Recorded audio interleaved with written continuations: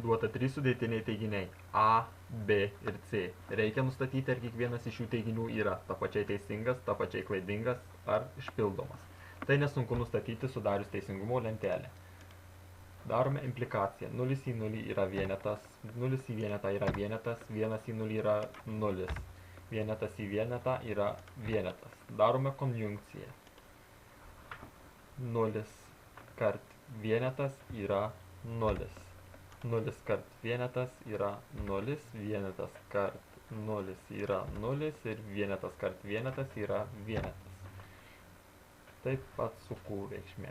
0 kart vienetas yra 0, vienetas kart vienetas yra vienetas, 0 kart 0 yra 0, vienetas kart vienetas yra vienetas.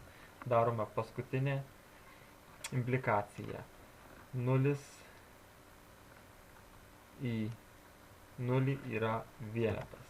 0 į vienetą yra vienetas, 0 į 0 yra vienetas, vienetas į vienetą yra vienetas.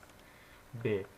0 į 0 yra vienetas, vienetas į 0 yra 0, 0 į vienetą yra vienetas ir vienetas į vienetą yra vienetas.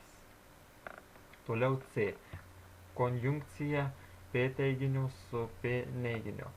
0 kart vienetas yra 0, 0 kart vienetas yra 0, vienetas kart 0 yra 0 ir vienetas kart 0 yra 0.